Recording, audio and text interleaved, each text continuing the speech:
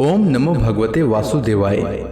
भगवान बृहस्पति देव की पूजा अर्चना के लिए बृहस्पतिवार को व्रत करके बृहस्पतिवार व्रत की कथा का श्रवण करना चाहिए। बृहस्पतिवार का व्रत करने और व्रत कथा सुनने से स्त्री पुरुषों की सभी मनोकामनाएं पूरी होती है। इस व्रत से धन संपत्ति की प्राप्ति होती है, निसंतानों को पुत्र प्राप्ति होती है, परिवार में सुख शांति बनी रहती है, सभी आनंद पूर्वक रहते हैं। इस व्रत में व्रत कथा का श्रवण करने का विशेष महत्व है। अब आइए सुनते हैं बृहस्पतिवार व्रत कथा। प्राचीन समय की बात है। भारत में एक राजा राज्य करता था। वह बड़ा प्रतापी तथा दानी था। वह नित्य प्रति मंदिर में भगवत दर्शन करने जाता था। वह ब्राह्मण और गुरु की सेवा किया करता था। उसके द्वार से कोई भी याचक निराश होकर नहीं लौटता था।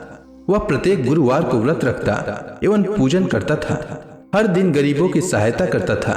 परंतु यह सब बातें उसकी रानी को अच्छी नहीं लगती थी। वह न तो व्रत करती और न किसी को एक भी पैसा दान में देती थी। वह राजा से भी ऐसा करने को मना किया करती थी। एक समय की बात है। राजा शिकार खेलने वन को चले गए। घर पर रानी और दासी थी।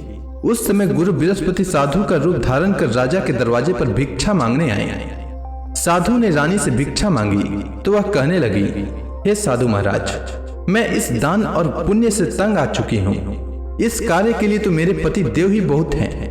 अब आप ऐसी कृपा करें कि सारा धन नष्ट हो जाए तथा मैं आराम से रह सकूं। साधु रूपी बृहस्पति देव ने कहा, हे देवी, तुम बड़ी विचित्र हो।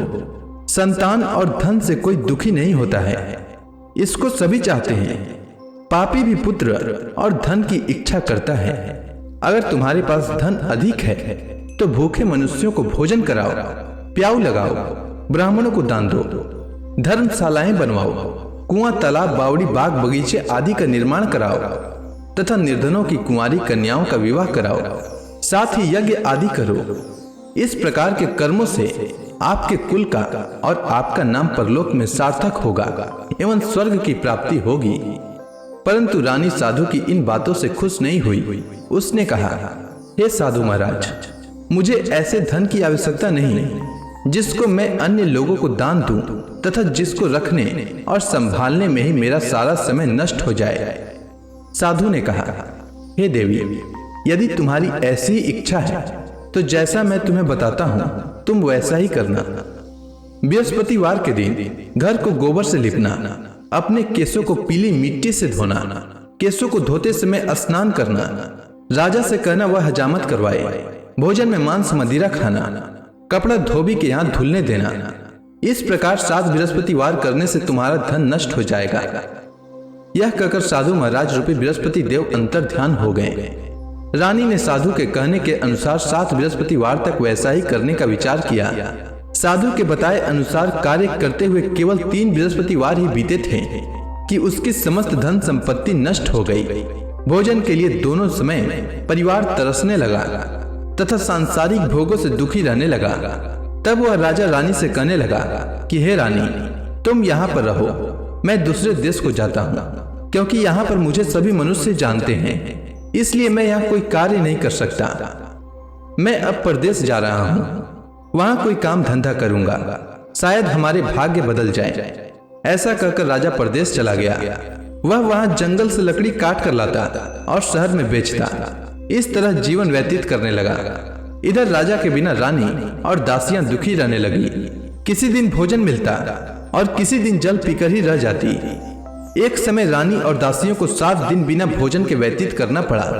तो रानी ने अपने दासी से कहा, हे दासी, यहाँ पास के ही नगर में मेरी बहन रहती है, वह बड़ी धनवान है, तू उसके पास जा और वहां से 5 सेर बेझर मांग कर ले आ, जिससे कुछ समय के लिए गुजर हो जाए।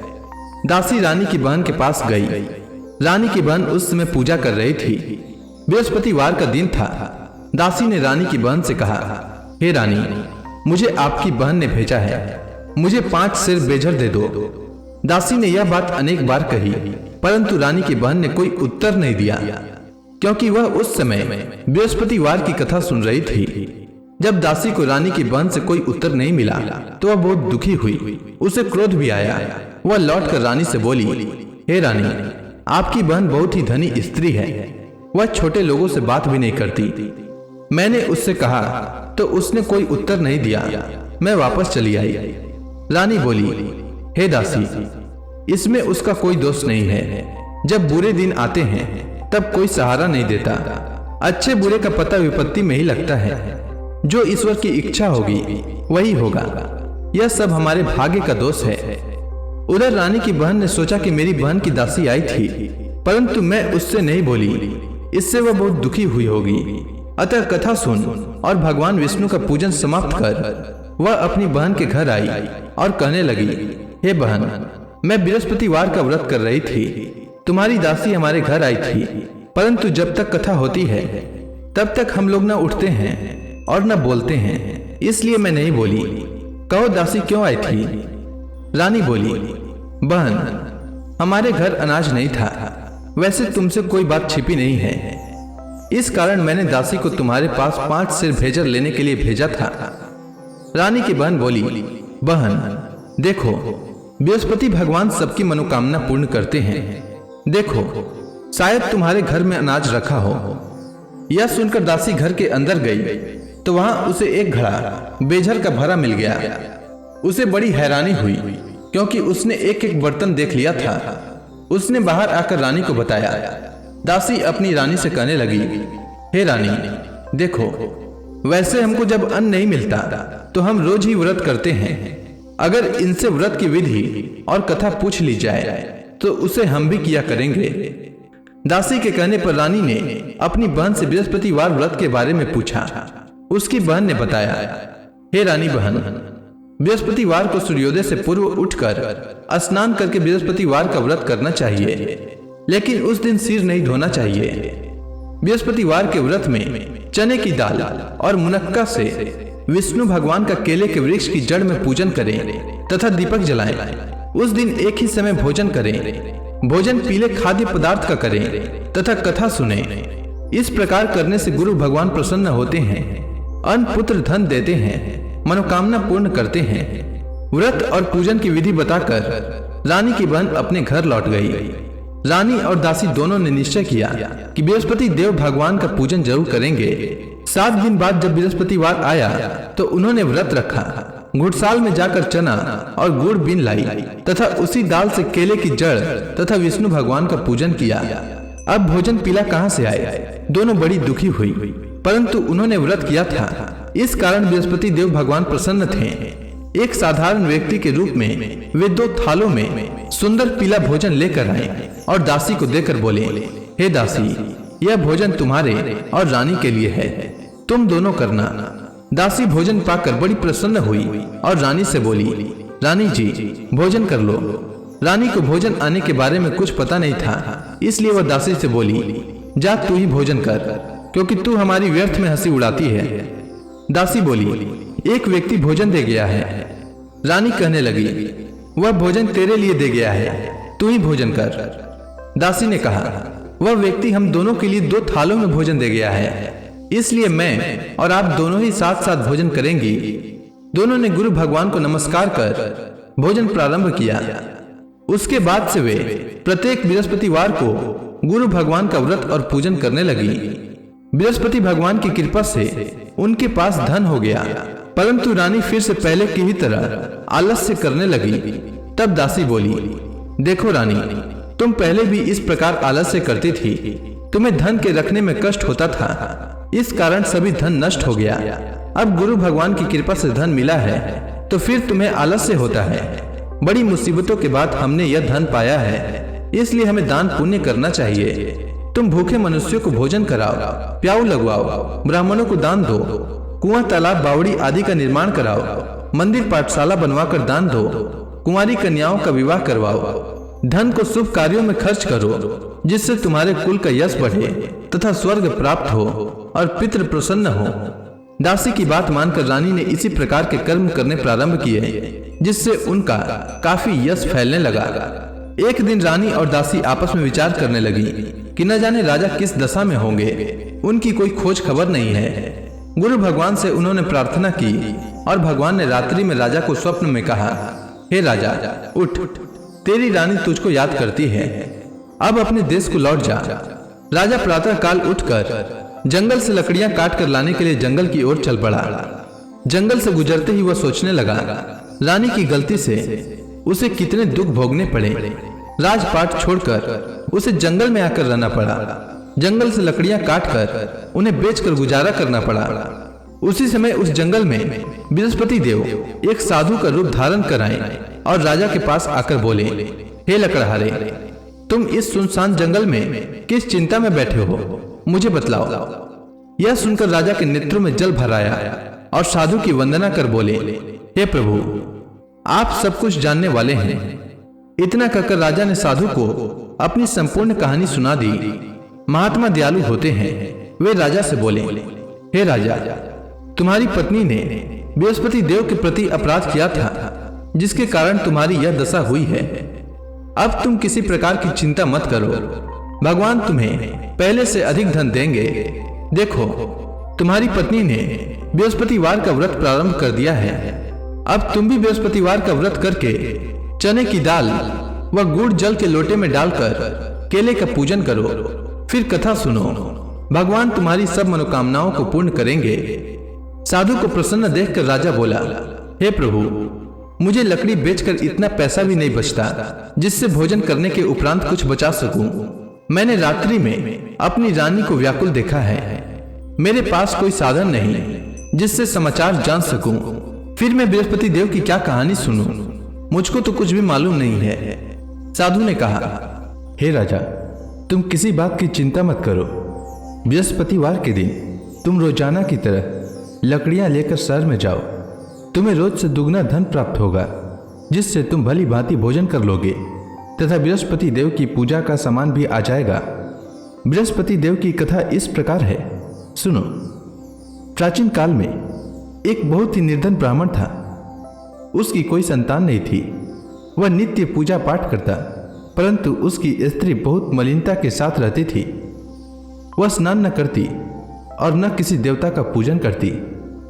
प्रातःकाल उठते ही सर्वप्रथम भोजन करती, बाद में कोई अन्य कार्य करती। ब्राह्मण देवता बहुत दुखी रहते थे। पत्नी को बहुत समझाते, किंतु उसका कोई परिणाम न निकलता। भगवान की कृपा से ब्राह्मण की स्त्री को कन्या उत्पन्न हुई। वह कन्या अपने पिता के घर में बड़ी होने लगी। वह बालिका प्रातः स्नान करके भगवान विष्णु का जप करती। वह बचपन से ही बृहस्पतिवार का व्रत भी करने लगी। पूजा पाठ समाप्त कर विद्यालय जाती तो अपनी मुट्ठी में जौ भर कर ले जाती और पाठशाला जाने के मार्ग में डालती जाती। वही जौ स्वर्ण के हो जाते तो लौटते समय उनको बीनकर घर ले आती। एक दिन वह बालिका सूप में उन सोने के जौ को फटक कर साफ कर रही थी। तभी उसकी मां ने देख लिया और कहा, हे बेटी, सोने के जौ को फटकने के लिए सोने का सूप होना चाहिए। दूसरे दिन गुरुवार था। इस कन्या ने व्रत रखा और बृहस्पति देव से प्रार्थना करके कहा, हे प्रभु, यदि मैंने सच्चे मन से आपकी पूजा की हो तो मुझे सोने का सूप दे दो। बृहस्पति देव ने उसकी प्रार्थना स्वीकार कर ली। रोजाना की तरह वह बालिका जौ फैलाती हुई स्कूल चली गई। स्कूल से लौटकर जब वह जौ बीन रही थी तो बृहस्पति देव की कृपा से उसे सोने का सूप मिला। उसे वह घर ले आई और उससे जौ साफ करने लगी, परंतु उसकी मां का वही ढंग रहा। एक दिन की बात है, वह कन्या सोने के सूप में जौ साफ कर रही थी। उस समय उस नगर का राजकुमार वहां से होकर निकला। इस कन्या के रूप और सोने के सूप में जौ को साफ करते देखकर वह उस कन्या पर मोहित हो गया। राजमहल आकर वह भोजन तथा जल त्याग कर उदास होकर लेट गया। राजा को जब राजकुमार द्वारा अन्न जल त्यागने का समाचार ज्ञात हुआ तो अपने मंत्रियों के साथ वह अपने पुत्र के पास गए और बोले, हे बेटा, तुम्हें किस बात का कष्ट है? किसी ने अपमान किया है अथवा कोई और कारण है? मुझे बताओ, मैं वही करूंगा जिससे तुम्हें प्रसन्नता हो।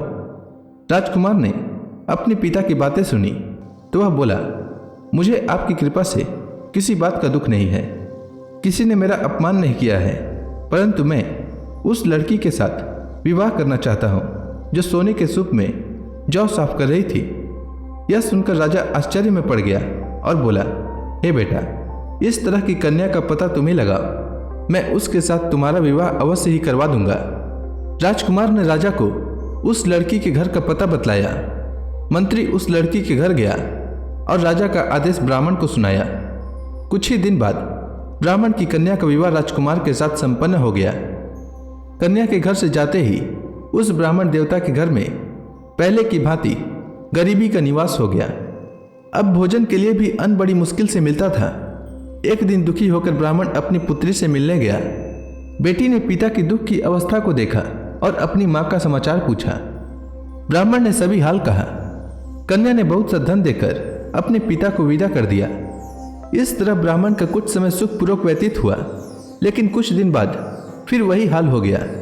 ब्राह्मण फिर अपनी कन्या के यहाँ गया और सभी हाल कहा तो पुत्री बोली, हे पिताजी, आप माता जी को यहाँ लिवा लाओ, मैं उन्हें वह विधि बता दूंगी जिससे गरीबी दूर हो जाए।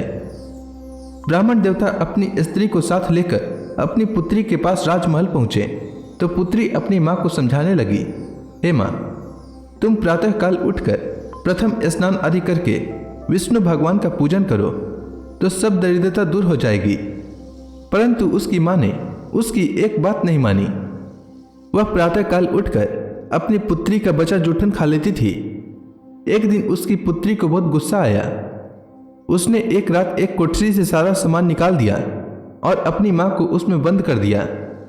प्रातः उसमें से उसे निकाला तो स्नान आदि करा के पूजा पाठ करवाया तो उसकी माँ की बुद्धि ठीक हो गई। इसके बाद वह नियम से पूजा पाठ करती और प्रत्येक बृहस्पतिवार को व्रत रखने लगी। इस व्रत के प्रभाव से उसकी माँ भी बहुत धनवान हो गई और बृहस्पति देवता के प्रभाव से स्वर्ग को गई। वह ब्राह्मण भी सुखपूर्वक इस लोक का सुख भोग कर स्वर्ग को प्राप्त हुआ। इस तरह कहानी कहकर साधु देवता वहां से लोप हो गए। धीरे धीरे समय व्यतीत होने पर फिर बृहस्पतिवार का दिन आया। राजा जंगल से लकड़ी काटकर किसी शहर में बेचने गया। उसे उस दिन और दिनों से अधिक धन मिला। राजा ने चना गुड़ आदि लाकर बृहस्पतिवार का व्रत किया। उस दिन से उसके सभी क्लेश दूर हो गए। परंतु जब अगला गुरुवार का दिन आया तो वह बृहस्पतिवार का व्रत करना भूल गया। इस कारण बृहस्पति भगवान नाराज हो गए। उस दिन उस नगर के राजा ने विशाल यज्ञ का आयोजन किया तथा अपने समस्त राज्य में घोषणा करवा दी कि कोई भी मनुष्य अपने घर में भोजन न बनाए तथा आग भी न जलाए। समस्त लोग मेरे यहाँ भोजन करने आवे। इस आज्ञा को जो न मानेगा उसको फांसी की सजा दी जाएगी। राजा की आज्ञानुसार राज्य के सभी वासी राजा के भोज में सम्मिलित हुए, लेकिन लकड़हारा कुछ देर से पहुंचा, इसलिए राजा उसको अपने साथ महल में ले गए। जब राजा लकड़हारे को भोजन करा रहे थे तो रानी की दृष्टि उस खुटी पर पड़ी जिस पर उसका हार लटका हुआ था। उसे हार खुटी पर लटका दिखाई नहीं दिया। रानी को निश्चय हो गया कि मेरा हार इसी लकड़हारे ने चुरा लिया है। उसी समय सैनिक बुलवाकर उसको जेल में डलवा दिया। जब लकड़हारा जेल खाने में गया तो बहुत दुखी होकर विचार करने लगा कि न जाने कौन से पूर्व जन्म के कर्म से मुझे यह दुख प्राप्त हुआ है, और उसी साधु को याद करने लगा जो जंगल में मिला था। तत्काल बृहस्पति देव साधु के रूप में प्रकट हो गए और उसकी दशा को देखकर कहने लगे, अरे मूर्ख, तूने बृहस्पति देवता की कथा नहीं कही, इसी कारण तुझे दुख प्राप्त हुआ है। अब चिंता मत कर। बृहस्पतिवार के दिन जेल खाने के दरवाजे पर 4 पैसे पड़े मिलेंगे। उनसे तू बृहस्पति देव की पूजा करना तो तेरे सभी कष्ट दूर हो जाएंगे। अगले बृहस्पतिवार उसे जेल के द्वार पर 4 पैसे मिले। राजा ने पूजा का सामान मंगवाकर कथा कही और प्रसाद बांटा। उसी रात्रि को बृहस्पति देव ने उस नगर के राजा को स्वप्न में कहा, हे राजा, तूने जिस आदमी को जेल खाने में बंद कर दिया है वह निर्दोष है, वह राजा है, उसे छोड़ देना। रानी का हार उसी खुटी पर लटका हुआ है। अगर तू ऐसा नहीं करेगा तो मैं तेरे राज्य को नष्ट कर दूंगा। राजा प्रातःकाल उठा और खुटी पर हार टंगा देखकर लकड़हारे को बुलाकर क्षमा मांगी तथा राजा के योग्य सुंदर वस्त्र आभूषण भेंट कर उसे विदा किया। गुरुदेव की आज्ञानुसार राजा अपने नगर को चल दिया। राजा जब नगर के निकट पहुंचा तो उसे बड़ा ही आश्चर्य हुआ। नगर में पहले से अधिक बाग, तालाब और कुएं तथा बहुत सी धर्मशालाएं, मंदिर आदि बने हुए थे। राजा ने पूछा कि यह किसका बाग और धर्मशाला है। तब नगर के सब लोग कहने लगे कि यह सब रानी और दासी द्वारा बनाए गए हैं। राजा को आश्चर्य हुआ और गुस्सा भी आया। जब रानी ने खबर सुनी कि राजा आ रहे हैं तो उसने अपनी दासी से कहा, हे दासी, देख, राजा हमको कितनी बुरी हालत में छोड़ गए थे। वह हमारी ऐसी हालत देखकर लौट न जाएं, इसलिए तू दरवाजे पर खड़ी हो जा। रानी की आज्ञा अनुसार दासी दरवाजे पर खड़ी हो गई। जब राजा आए तो उन्हें अपने साथ महल में लिवा लाई। तब राजा ने क्रोध करके अपनी तलवार निकाली और पूछने लगा, बताओ, यह धन तुम्हें कैसे प्राप्त हुआ है? तब रानी ने बताया, हमें यह सब धन बृहस्पति देव के व्रत के प्रभाव से प्राप्त हुआ है। राजा ने तब निश्चय किया कि 7 रोज बाद तो सभी बृहस्पति देव का पूजन करते हैं, परंतु मैं रोजाना दिन में 3 बार कथा कहा करूंगा तथा रोज व्रत किया करूंगा। अब हर समय राजा के दुपट्टे में चने की दाल बंधी रहती तथा दिन में 3 बार कथा कहता। एक रोज राजा ने विचार किया कि चलो अपनी बहन के यहाँ हो आवे। इस तरह का निश्चय कर राजा घोड़े पर सवार हो अपनी बहन के यहाँ चल दिया। मार्ग में उसने देखा कि कुछ आदमी एक मुर्दे को लिए जा रहे हैं। उन्हें रोककर राजा कहने लगा, अरे भाइयों, मेरी बृहस्पतिवार की कथा सुन लो। वे बोले, लो, हमारा तो आदमी मर गया है, इसको अपनी कथा की पड़ी है। परंतु कुछ आदमी बोले, अच्छा कहो, हम तुम्हारी कथा भी सुनेंगे।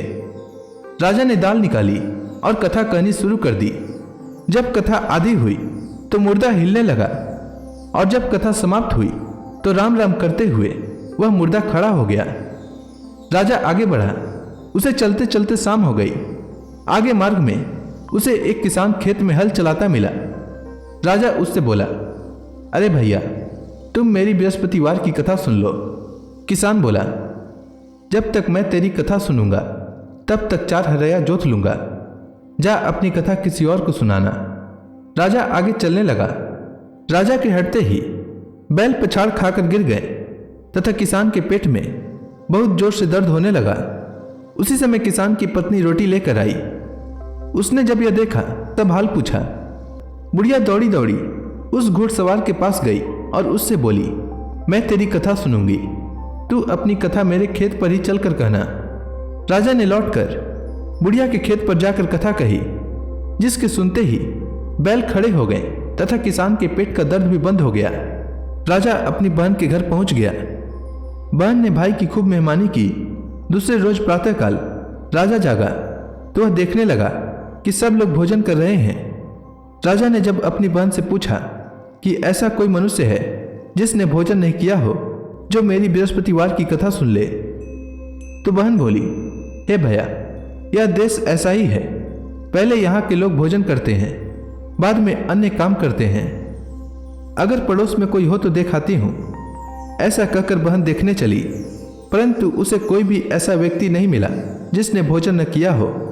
वह एक कुम्हार के घर गई जिसका लड़का बीमार था। उसे मालूम हुआ कि उसके यहाँ 3 दिन से किसी ने भोजन नहीं किया है। रानी ने अपनी भाई की कथा सुनने के लिए कुम्हार से कहा। वह तैयार हो गया। राजा ने जाकर बृहस्पतिवार की कथा कही, जिसको सुनकर उसका लड़का ठीक हो गया। अब तो राजा की प्रशंसा होने लगी। एक दिन राजा ने अपनी बहन से कहा, हे बहन, मैं अपने घर जाऊंगा, तुम भी तैयार हो जाओ। राजा की बहन ने अपनी सास से अपने भाई के साथ जाने की आज्ञा मांगी। सास बोली, चली जा, परंतु अपने लड़कों को मत ले जाना, क्योंकि तेरे भाई को कोई संतान नहीं होती है। बहन ने अपने भाई से कहा, हे भैया, मैं तो चलूंगी, परंतु कोई बालक नहीं जाएगा। राजा ने कहा, जब कोई बालक नहीं चलेगा तब तुम जाकर ही क्या करोगी? दुखी मन से राजा अपने नगर को लौट आया। राजा ने अपनी रानी से कहा, हम निसंतान हैं, इसलिए कोई हमारे घर आना पसंद नहीं करता। इतना कह वह बिना भोजन आदि किए शैया पर लेट गया। रानी बोली, हे प्रभु, बृहस्पति देव ने हमें सब कुछ दिया है, वे हमें संतान भी अवश्य देंगे। उसी रात बृहस्पति देव ने राजा को स्वप्न में कहा, हे राजा, उठ, सभी सोच त्याग दे, तेरी रानी गर्भवती है। राजा को यह जानकर बड़ी खुशी हुई। 9वें महीने रानी के गर्भ से एक सुंदर पुत्र पैदा हुआ। जब राजा की बहन ने यह शुभ समाचार सुना तो वह बहुत खुश हुई तथा बधाई लेकर अपने भाई के यहाँ आई। तभी रानी ने कहा, घोड़ा चढ़कर नहीं आई, गधा चढ़ी आई। रानी की बहन बोली, भाई मैं इस प्रकार न कहती तो तुम्हें औलाद कैसे मिलती। बृहस्पति देव ऐसे ही हैं, जिसके मन में जो कामनाएं रहती है सभी को पूर्ण करते हैं।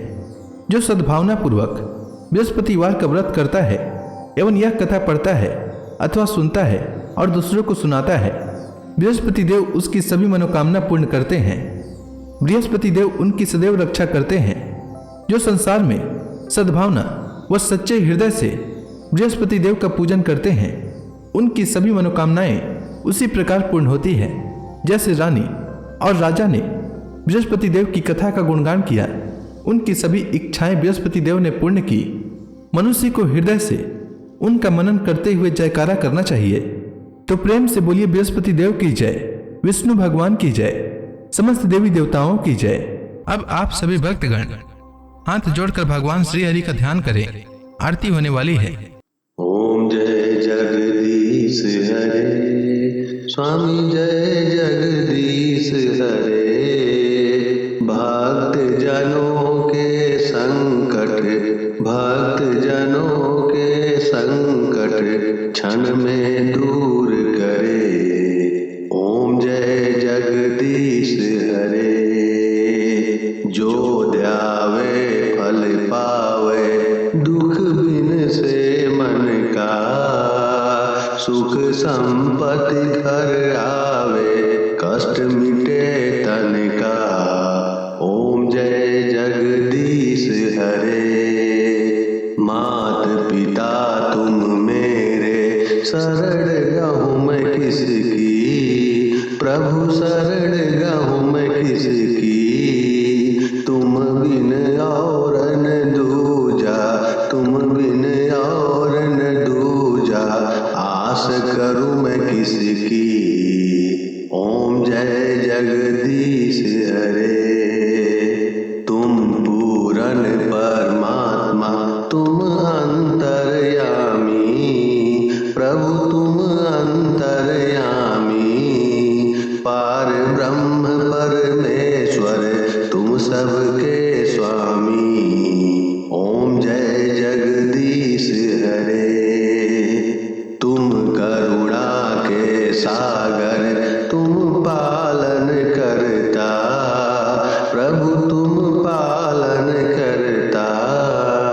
मैं मूरख खल कामी, मैं मूरख खल कामी, कृपा करो भरता। ओम जय जगदीश हरे। तुम हो एक अगोचर, सबके प्राणपति, प्रभु सबके प्राणपति। किस विधि मिलूं दया मैं, किसी विधि मिलूं दया मैं, तुमको मैं कुमति। ओम जय जगदीश हरे। दीन बंधु दुख हरता, तुम रक्षक मेरे, प्रभु तुम रक्षक मेरे। अपने हाथ उठाओ, अपने हाथ उठाओ, द्वार पड़ा तेरे। ओम जय जगदीश हरे। विषय विकार मिटाओ, पाप हरो देवा, प्रभु पाप हरो देवा। श्रद्धा भक्ति बढ़ाओ, सनातन की सेवा। ओम जय जगदीश हरे। तन मन धन सब तेरा, स्वामी सब कुछ है तेरा, स्वामी सब कुछ है